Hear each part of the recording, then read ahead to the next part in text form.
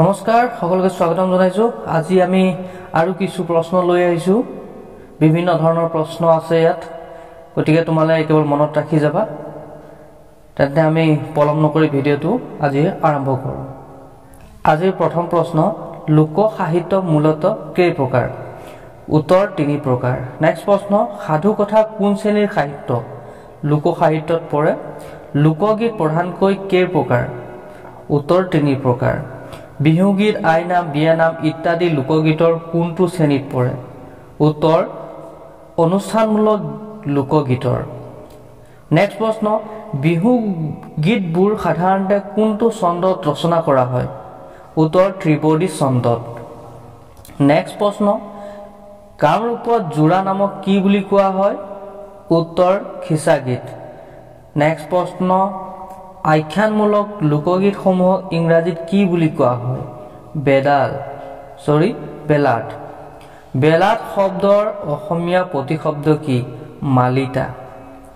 Next প্ৰশ্ন, মণিকোঁৱৰ গীত, শান্তি, বাৰমাহীৰ গীত, বৰফুকনৰ গীত ইত্যাদি কোন শ্ৰেণীৰ লোকগীত? উত্তৰ আখ্যানমূলক বা বেলাড বা মালিতা শ্ৰেণীৰ। নেক্সট প্ৰশ্ন, আখ্যানমূলক লোকগীতসমূহক প্ৰধানকৈ কেইটা ভাগত ভাগ কৰিব পাৰি? 3টা। নেক্সট প্ৰশ্ন, বুৰঞ্জীমূলক মালিতাৰ ভিতৰত সৰ্বপ্ৰাচীন গীতটো কি? নাহৰৰ গীত। নেক্সট প্ৰশ্ন, বুৰঞ্জীমূলক মালিতাৰ ভিতৰত অতি অৰ্বাচীন গীতটো কি? নেক্সট প্ৰশ্ন, মণিৰাম দেৱান। নেক্সট প্ৰশ্ন,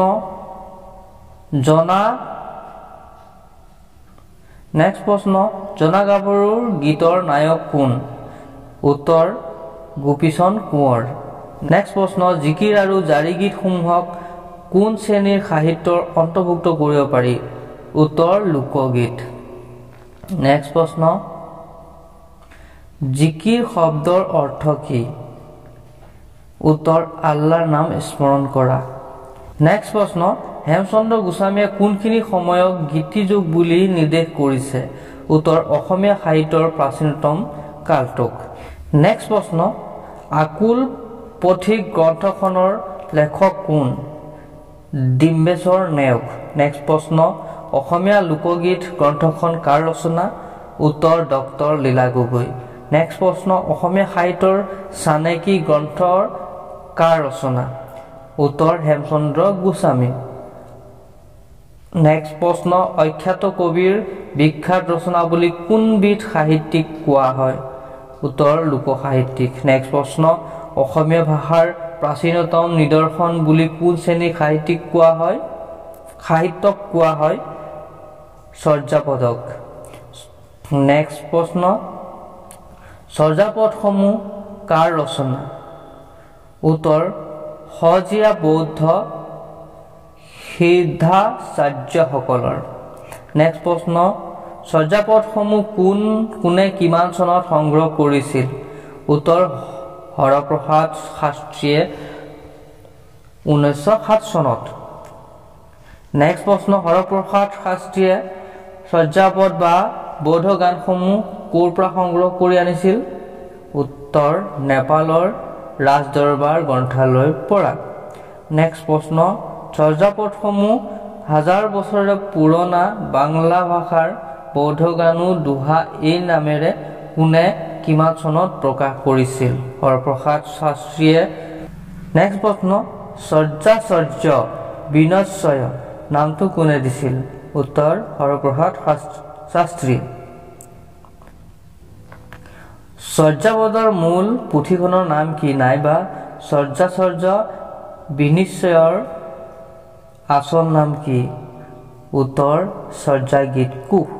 নেক্সট প্ৰশ্ন, চৰ্যাচৰ্য বিনিশ্চয়ত কিমানটা পূৰ্ণগীত পোৱা যায়? 46টা। চৰ্যাচৰ্য বিনিশ্চয়ত কিমানজন সিদ্ধাচাৰ্যৰ গীত সন্নিৱিষ্ট আছে? উত্তৰ 24 জন। নেক্সট প্ৰশ্ন, কোনখন গ্ৰন্থৰ আধাৰত সৰহপাদক কামৰূপৰ ৰাজ্ঞী বৰ্তমান ৰাণী অঞ্চলত উদ্ভৱ হোৱা বুলি কোৱা হয়? উত্তৰ পেক্স এণ্ড জনজেন। নেক্সট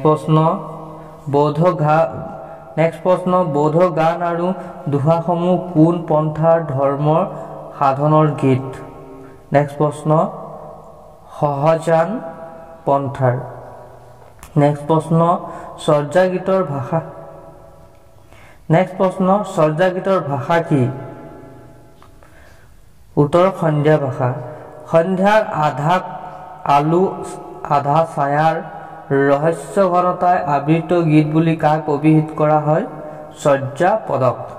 নেক্সট প্ৰশ্ন কাৰ চৰ্যাত আধ্য আৰু হৰিণ চিকাৰৰ বৰ্ণনা আছে?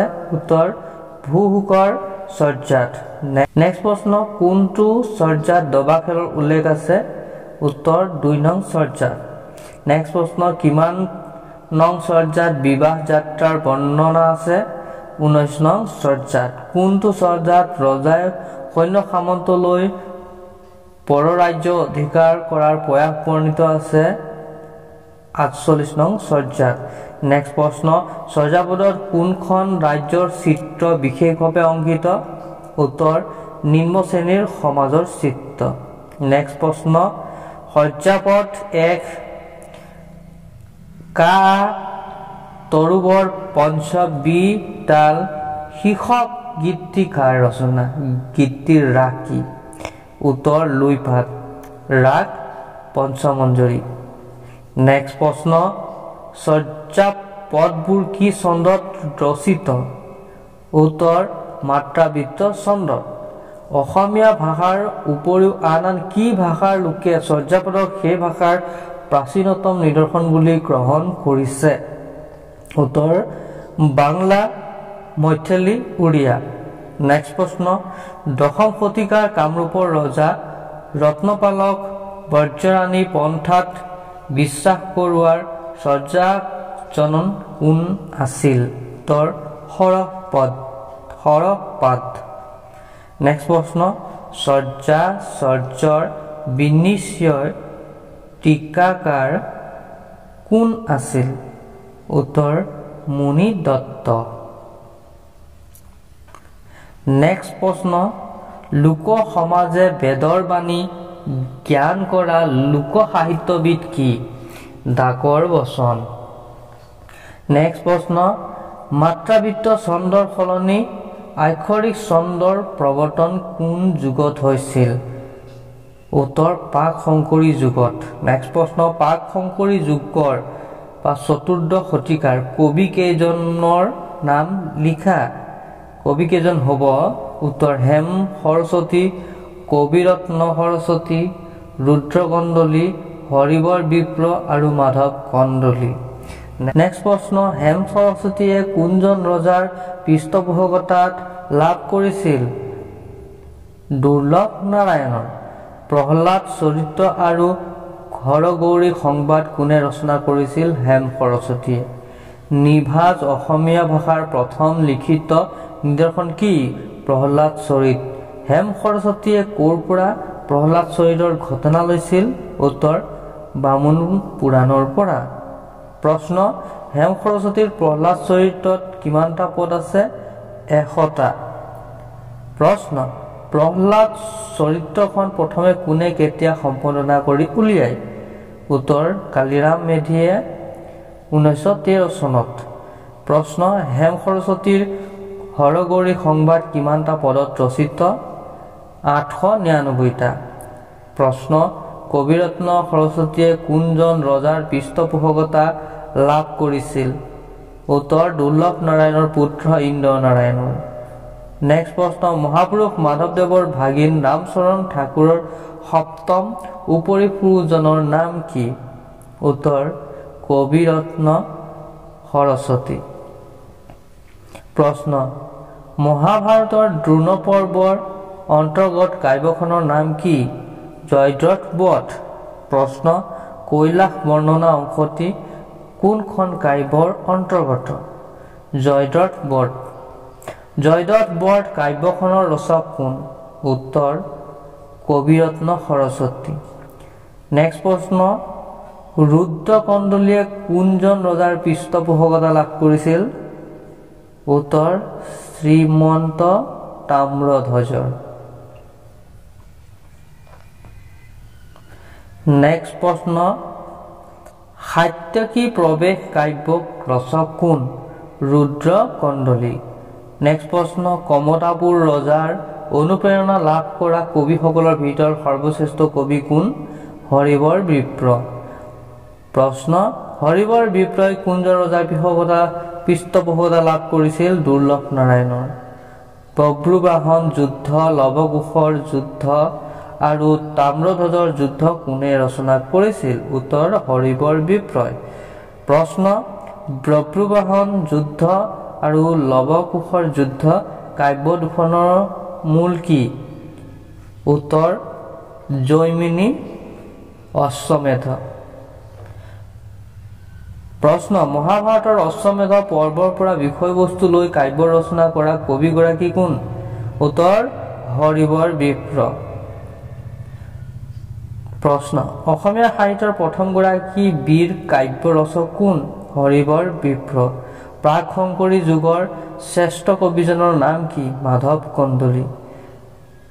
মাধৱ কন্দলী কোনজন ৰজাৰ ৰাজকবি আছিল উত্তৰ বৰাহী ৰজা মহামাণিক্যৰ প্ৰশ্ন মাধৱ কন্দলীয়ে কোনজন ৰজাৰ পৃষ্ঠপোষকতা লাভ কৰিছিল বৰাহী ৰজা মহামাণিক্যৰ প্ৰশ্ন মাধৱ কন্দলীয়ে কোনজন ৰজাৰ পৃষ্ঠপোষকতা ৰামায়ণ ৰচনা কৰিছিল বৰাহী ৰজা মহামাণিক্যৰ মাধৱ কন্দলীয়ে জনসমাজত কি বুলি খ্যাতি লাভ কৰিছিল উত্তৰ কবিৰাজ কন্দলী হিচাপে জনাজাত কবিগৰাকী কোন মাধৱ কন্দলীয়ে বাল্মীকিৰ ৰামায়ণ অসমীয়ালৈ অনুবাদ কৰোঁতে কি নীতি অৱলম্বন কৰিছিল উত্তৰ লম্বা পৰিহৰি সাৰু ধৃতে প্ৰশ্ন মাধৱ কন্দলীয়ে ৰচনা কৰা ৰামায়ণখনৰ নাম কি উত্তৰ সপ্তকাণ্ড ৰামায়ণ প্ৰশ্ন মাধৱ কন্দলীৰ ৰামায়ণত কেইটা কাণ্ড পোৱা যায় 5টা আজিলৈ ভিডিঅ'টো আমি ইমানতে শেষ কৰিছোঁ আৰু নেক্সট ভিডিঅ' আকৌ আহি আছে গতিকে এতিয়া চেনেলটো ছাবস্ক্ৰাইব কৰি থৈ দিয়ক বা ফ'ল' কৰি ল'ব আৰু ভিডিঅ'টো লাইক এটা কৰিবলৈ নাপাহৰিব ধন্যবাদ জয় অসম লগ পাম নেক্সট ভিডিঅ'ত